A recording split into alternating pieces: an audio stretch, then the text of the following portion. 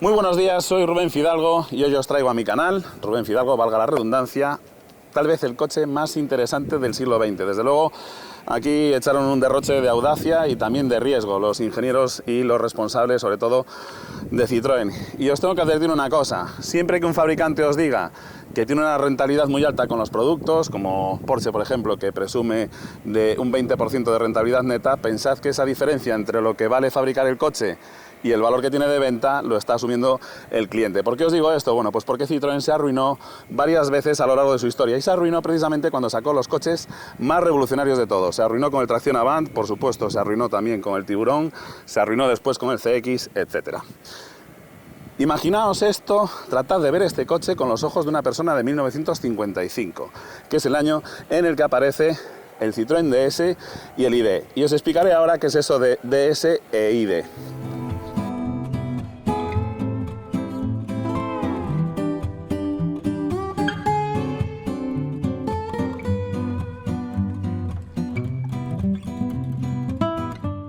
Salón de París de 1955, Citroën presenta los DS e ID. ¿Qué es eso de DS e ID? Bueno, pues coche en francés tiene género femenino, con lo cual al hablar de un coche se habla de una coche.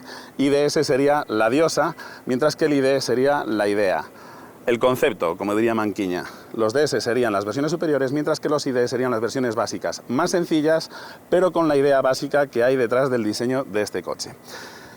Insisto en que estamos en 1955. Este diseño rompía por completo con las costumbres que tenía la gente en aquella época. Estaban acostumbrados a coches mucho más altos, cuadrados, con calandras muy prominentes, etc. Y de repente sale esto que no tiene calandra, es afiladísimo, no tiene nada que ver con lo que se veía. Y sin embargo, se convierte en un éxito tan grande que el aluvión de pedidos en la primera hora es brutal. 12.000 pedidos en la primera hora del Salón de París.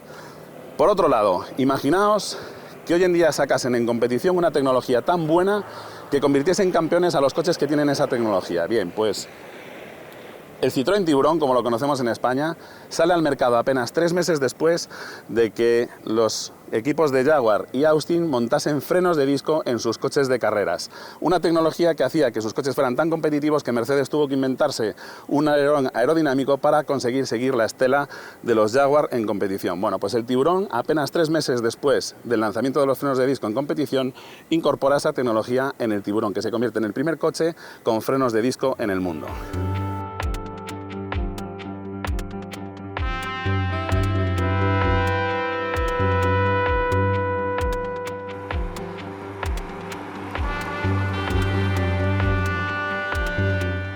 Cuando Citroën lanza el DS, lo que busca es sacar al coche con la conducción más fácil del mundo, y fácil en cuanto a suavidad, pero también en cuanto a seguridad. Es el coche con la seguridad activa más grande que hay en el mundo en aquel momento. ¿Hasta qué punto? Bueno, pues en los años 60, la OAS, un grupo de militares que están en contra de la liberación de Argelia por parte de Charles de Gaulle, el presidente de la República Gala, hacen un atentado, lo emboscan y lo ametrallan. Revientan las ruedas del coche, una de las balas le pasa casi rozando la cabeza al presidente francés y a su esposa, y salen ilesos del problema porque el coche con las ruedas pinchadas, el conductor pudo mantener el control y escapar de la emboscada a toda velocidad. La suspensión, los frenos, la dirección, todo en el DS estaba a un nivel de seguridad activa que no se conocía en aquella época.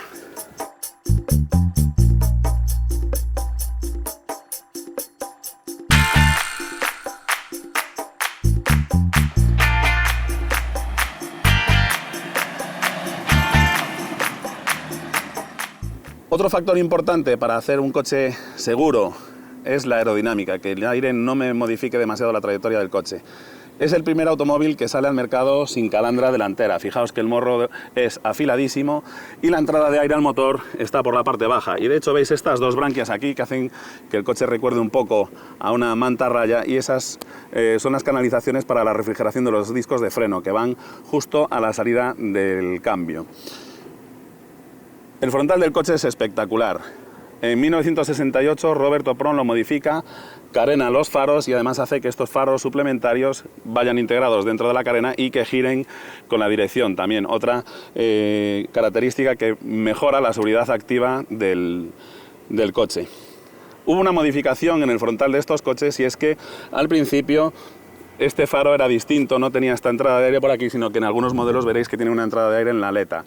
Se modifica porque entraba muy poco aire para la calefacción, de forma que se hace esta especie de ojera en el faro, y por aquí es por donde se canaliza el aire que entra después al habitáculo del sistema de climatización.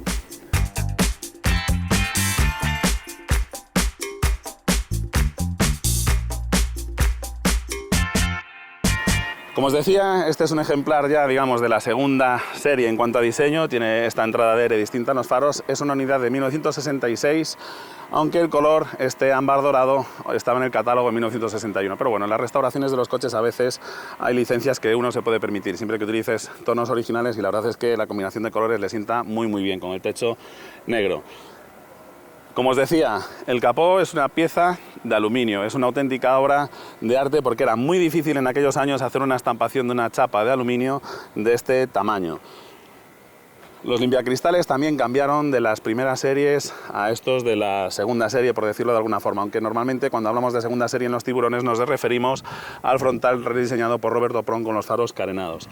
El parabrisas casi panorámico, que da muy buena visibilidad al interior, y un diseño que es absolutamente rompedor y que no tiene nada que ver con lo que había en la época, hasta tal punto que nadie se acuerda ya de lo que se presentó en 1955, salvo el tiburón.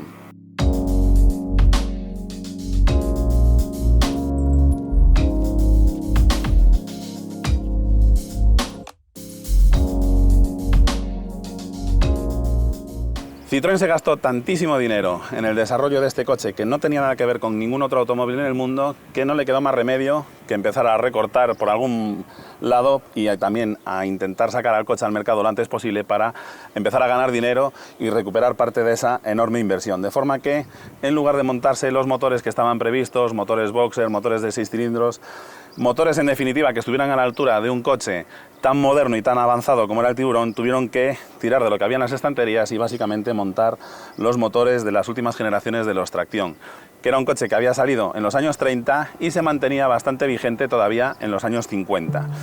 Tal vez el punto más importante o el aspecto que más revolucionó en el Tiburón era el sistema hidroneumático. El sistema hidroneumático nace a partir de una hoja en blanco, se diseña desde cero, y lo que hace es combinar en un sistema de alta presión el trabajo de la dirección asistida. En 1955 prácticamente ningún coche tenía dirección asistida, con un sistema de frenos a alta presión.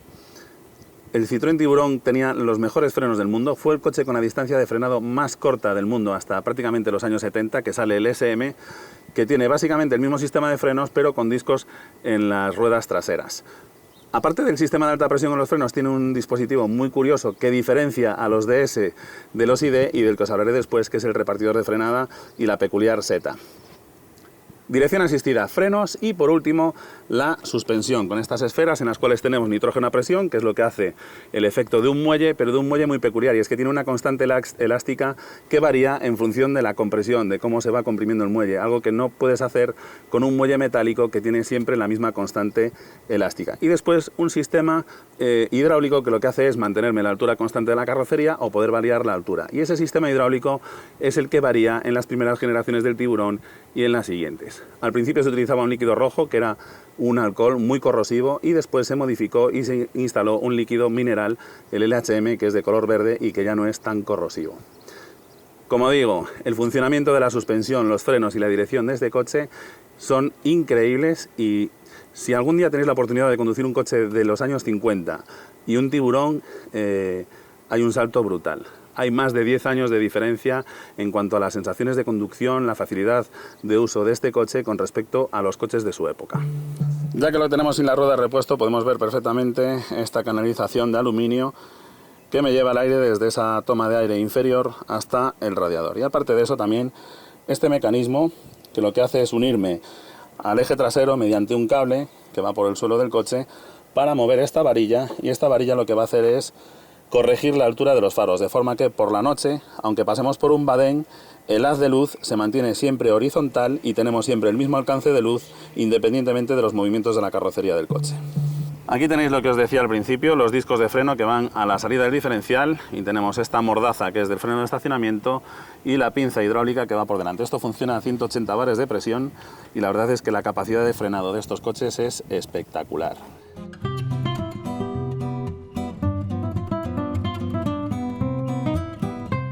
Sin duda, una de las vistas más peculiares del Tiburón, si es que tiene alguna que no lo sea, es el lateral. Y llama la atención precisamente por la aerodinámica.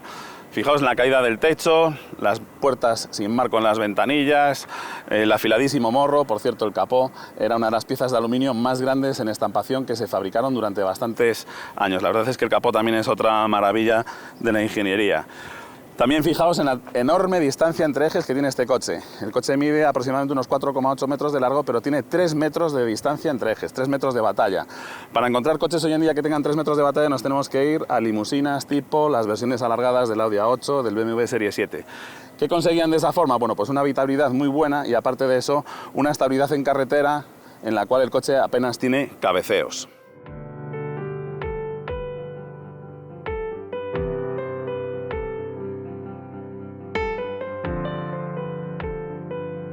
Esta zona de la custodia trasera es también muy peculiar en el diseño del DS y de hecho, si os fijáis, esta forma tan extraña es la que han utilizado para la escisión de DS de Citroën para utilizarla en el logo. Esta es la S del logo de DS, fijaos.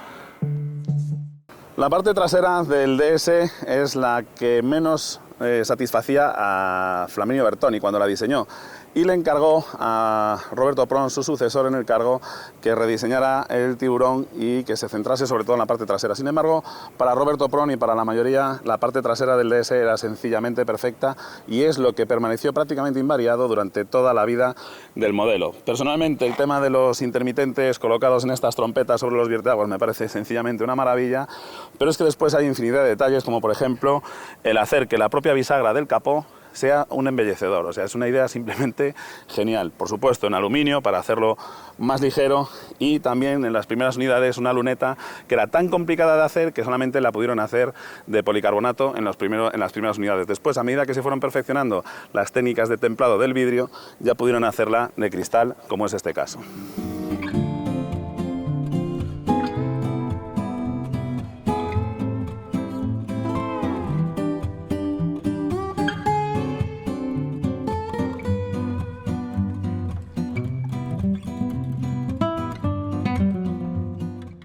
Al abrir las puertas delanteras, lo que os decía, puertas sin marco, estos tiradores con este diseño tan característico y un salpicadero que este de la segunda generación sigue siendo espacial, aunque no tanto como los de la primera generación. Como veis, muchísima superficie acristalada, unos pilares muy finos. Fijaos en el detalle de la luz de cortesía que va iluminando también el pie y el techo, que es de fibra de vidrio y si no estuviera tapizado sería translúcido. Este es el salpicadero de la segunda serie del Tiburón, después llegaría también una tercera serie. Fijaos el diseño, esto es increíble que esto se diseñara en los años 60. Como el coche tiene tracción delantera, el suelo es completamente plano y algo que os va a llamar la atención es la posición tan extraña del retrovisor. El techo del Tiburón cae tanto que si el retrovisor fuese colocado ahí arriba, desde el puesto del conductor lo único que veríamos sería el tapizado del techo, de forma que tienen que colocarlo ahí abajo para que se pueda ver a través de la luneta y la verdad es que se ve bastante bien. Este es el punto de vista que tiene el conductor de un Tiburón, fijaos lo envolvente que es la capilla de la instrumentación y un detalle sobre la instrumentación muy interesante es que el velocímetro me marca las distancias de frenado en función de la velocidad a la que circulo. Esos dígitos que van por encima de la velocidad son los metros que recorre el coche a esa velocidad para detenerse. La peculiar columna de dirección y el volante que aunque estemos en línea recta, igual que os decía en el vídeo del AMI, me queda el radio en este sentido porque al no tener columna de dirección colapsable en caso de impacto, al venirse el volante contra el conductor, que no golpee en la zona del vientre. La verdad es que el interior del Tiburón está repleto de detalles de diseño, desde las manillas, los mandos de la climatización, cómo está integrada la radio, por cierto, complicadísima de conseguir, los mandos de la climatización, las llaves de encendido y el selector del cambio que va en la columna de la dirección. En la zona de los pedales os va a llamar la atención, es el de la derecha es el acelerador, este es el embrague, este no es una versión con el cambio semiautomático y lo que tenemos en el medio es una seta. ¿Por qué una seta? Bueno, pues por varios motivos. El primer motivo es que la seta queda más baja que el pedal del acelerador, de forma que ganamos tiempo de reacción al escurrir el pie desde aquí contra la seta. El tiempo de reacción va a acortar las distancias de frenado, pero aparte de eso, aquí dentro va un dispositivo la mar de curioso. Aquí contra el mamparo tenemos la palanca que me permite regular la altura de la carrocería del Tiburón. El acceso al Tiburón es cómodo cuando el coche está con la suspensión levantada, pero siempre que lo vamos a coger por la mañana el coche la verdad es que está completamente en el suelo y no es tan cómodo. Pero eso sí, a la altura normal entrar es comodísimo porque la puerta es amplia y una vez dentro es un espectáculo. La postura de conducción es muy cómoda, estás condicionado por un volante bastante grande, la verdad es que con una dirección asistida no sería tan necesario un volante tan grande, pero es que el diseño del salpicadero y de todo sigue siendo el de una nave espacial. El asiento es comodísimo, la vista que tienes delante con las aletas del coche, el retrovisor aquí colocado en la parte baja del salpicadero, por lo que os comentaba antes, en fin, la verdad es que no hay ningún coche como este, así de claro.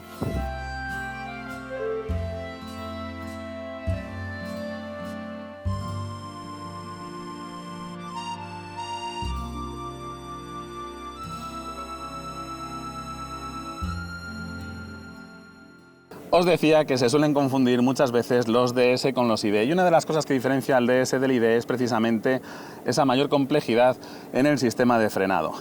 Os enseñaba la seta. Debajo de la seta lo que va es un mecanismo que lo que tiene es un repartidor de frenada dinámico, que lo que hace es mandar más o menos freno al eje trasero en función de la carga, pero no solamente del peso que llevemos en el maletero, sino que también de la posición del coche y de la carga, digamos, según la inercia que tenga el vehículo.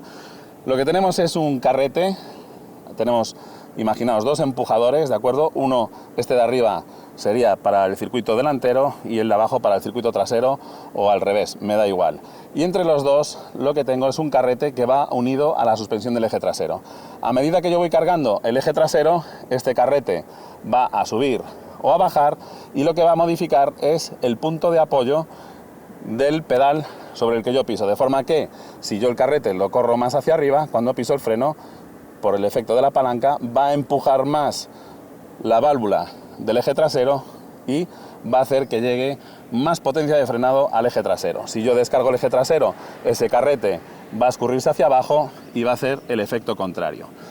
Es decir, este coche calcula la frenada de forma completamente física, no existía la electrónica en aquella época, y de forma completamente física es capaz de corregir el reparto de frenada de forma automática y dinámica. Una auténtica maravilla. Un detalle sobre el que llamaros la atención. La verdad es que el chasis del Tiburón es bastante sencillo y es un coche que se desmonta muy fácilmente. Todos los bastidores de los Tiburones son negros y lo único que tiene color son los paneles de las puertas, los capós y la portezuela trasera. El resto del coche siempre es negro en las berlinas o gris nacre en el caso de los familiares. Así que ya sabéis, no tengáis miedo cuando veáis que vais a comprar un Tiburón y os encontráis partes de color negro en él, no es porque lo hayan repintado, sino simplemente eso, que todos los chasis son negros en las berlinas y grises en los familiares. Os decía que el Tiburón es un coche muy fácil de desmontar y os preguntaréis cómo narices se cambia la rueda trasera de este coche en caso de pinchar.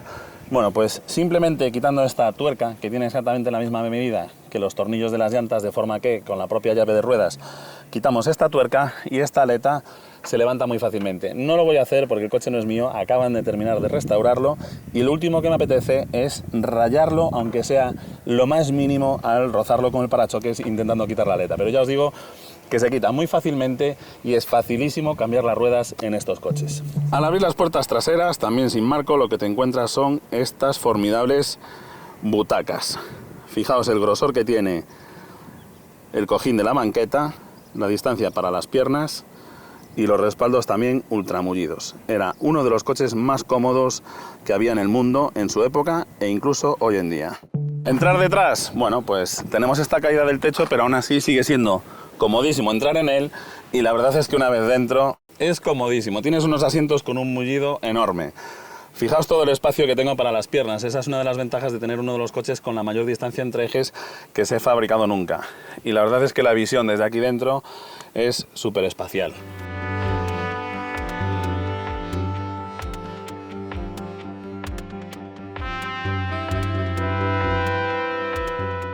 Muy bien, pues vamos a ponernos en marcha en este pedazo de historia.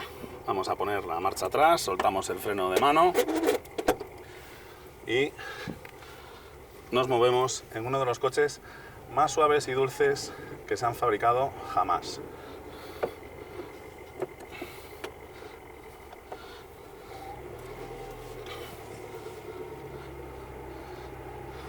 La verdad es que el confort de la suspensión hidroneumática es una auténtica maravilla, incluso hoy en día sigue sorprendiendo, sobre todo en estos que conservan las esferas desmontables, que tienen un poquito más de volumen que las esferas herméticas más modernas, que son más fiables, pero que tienen menos volumen de nitrógeno en el interior y hacen que la suspensión sea un poquito más rígida que en estos con las esferas originales.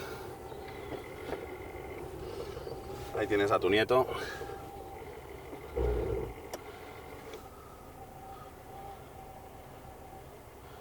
Esperamos aquí en el cruce. Y la verdad es que estos coches es increíble la excelente visibilidad que tienes. El parabrisas, como os decía antes, es muy panorámico. La caja de cambios, aunque no es la automática, se maneja con muchísima dulzura. La verdad es que a mí los coches con el cambio en la columna de dirección me gustan muchísimo. Me preguntaba antes su propietario que por qué dejaron de hacer los coches con la palanca de cambios aquí en la columna de dirección, y empezaron a hacerlo un poco por el tacto deportivo y también porque de esa forma, en caso de impacto, todo este mecanismo del selector del cambio no nos viene, digamos, hacia el interior por motivos de seguridad. El motor del DS19 es un 1.9, no tiene mucha potencia, es un motor además súper arcaico, como os decía, proviene de tracción, es un motor con árbol de levas lateral, distribución por varillas, muy tranquilito, es un motor al que no le gusta nada los regímenes altos, principalmente hay que utilizarlo aprovechando el par motor, que tiene bastante, y lo que sí que es cierto es que el Tiburón era un coche bastante pesado para los estándares de la época, es un coche que está en el entorno de los 1300 kilos en orden de marcha. La verdad es que es todo suavísimo, se maneja todo con mucha facilidad, los mandos principales, los intermitentes, todos los tenemos muy a mano y la vista que tenemos desde aquí dentro es formidable. Además, es muy llamativo lo bien que se ve a través del espejo retrovisor. El motor es muy silencioso dentro. La verdad es que sí que es cierto que este coche se merecía tener un motor de 6 cilindros todavía más refinado, pero este 4 cilindros es un motor muy silencioso, que funciona muy bien, que es ultra fiable y la verdad es que también lo mueve suficientemente bien. Eso sí, no le gustan nada los atascos, son coches que no tienen un electroventilador, tienen poquita entrada de aire y están pensados para circular en una época en la que no haya tanto tráfico como hoy en día, de forma que pues necesitan que el coche con la marcha vaya refrigerándose. Así que no está de más el meterles un electroventilador para mejorar la refrigeración en los atascos. Aunque bueno, si todo está en orden, tampoco deberían sobrecalentarse demasiado. Una de las peculiaridades en la conducción del Tiburón y con la que hay que tener cuidado es precisamente con su enorme distancia entre ejes. Y es que estos coches recortan muchísimo el eje trasero con respecto al delantero, de forma que es muy habitual que veas a los Tiburones con las aletas y la puerta trasera marcadas de rozar en las columnas, por eso, porque nos despistamos, nos olvidamos de que las ruedas traseras van 3 metros por detrás de nosotros y tendemos a arrollarlas bastante con las columnas. En parte, una de las peculiaridades del diseño del Tiburón es que el eje delantero es 20 centímetros, no sé si son 20 o 25 centímetros más ancho que el eje trasero. Eso lo hacían por aerodinámica y también por el comportamiento dinámico del coche, para mejorar la dinámica del coche, y también evitamos, en cierto modo, que con las ruedas traseras nos subamos en los bordillos en las curvas, porque como digo, la distancia entre ejes de este coche es absolutamente brutal. La verdad es que es comodísimo el coche y en las carreteras secundarias te mueves con él muy bien. Le echaremos en falta una quinta para movernos también bien por las autovías y autopistas, pero estos coches se diseñaron en una época en la que no se circulaba ni por autovías ni por autopistas. Consumos, bueno, pues como os digo, es un motor con poca potencia y un coche bastante pesado, de forma que vamos a ir forzando bastante la mecánica y los consumos no van a ser excesivamente bajos, pero bueno, tampoco van a ser una locura. ¿Cuánto gastan estos coches aproximadamente? Bueno, pues en el entorno de los 10 litros y medio es más o menos lo que va gastando. Comparado con un coche actual, ¿cuál es el equipamiento de este coche? Bueno, pues tenemos una suspensión adaptativa, por decirlo de alguna manera. Tenemos faros de largo alcance, tenemos dirección asistida, algo que era impensable en 1955. Es cierto, con respecto a un coche actual echaremos en falta a lo mejor cierre centralizado, levalunas eléctricos, toda esta serie de cosas que realmente no necesitamos. Yo personalmente lo único que he hecho realmente en falta en este coche con respecto a un coche moderno es el sistema de aire acondicionado, ¿de acuerdo? Pero el resto lo tenemos todos, unos buenos frenos, una buena dirección y realmente no necesitamos nada más. Los elevalunas eléctricos, ¿cuántas veces los utilizas al día? ¿Realmente es tan incómodo manejar una manivela? En fin, hay muchas cosas que tenemos en los coches modernos que son francamente prescindibles, que nos están costando dinero todos los días porque están aumentando el peso del coche, porque los hemos pagado cuando lo hemos comprado, porque nos generan averías en el día a día y que realmente no son imprescindibles para nada. Este coche todo lo imprescindible lo tiene muy bien resuelto además. La verdad es que es una gozada el andar con él. Y sinceramente creo que el Tiburón es uno de los clásicos que debería conducir todo apasionado al automóvil alguna vez en su vida. Si buscas un coche deportivo te vas a llevar una decepción enorme, pero desde luego si lo que buscas es la sensación de conducir un coche clásico, pero sin sufrir, con una dirección que no hay manera de moverla, con unos frenos que tienes que mantener unas distancias de seguridad brutales con respecto al coche que van delante porque no tienen nada que ver con los frenos modernos. Aquí tienes la sensación de que estás conduciendo un coche antiguo, pero realmente un conductor de hoy en día, que no tenemos ni idea de conducir realmente, somos capaces de conducirlo. En ese sentido, el Tiburón la verdad es que demuestra que iba 10, 15 años por delante de la competencia. Y no me refiero a, cuando hablo de la competencia del Tiburón, no me refiero a coches sencillos, me refiero pues incluso a modelos como Mercedes, incluso Bentley o Rolls-Royce. Los Rolls-Royce de esta época no eran más cómodos que el Citroën Tiburón. Para empezar, no tenían dirección asistida en la mayoría de los casos. En fin, la verdad es que el coche es una auténtica virguería el conducirlo. Me encanta, qué pena que no sea mío.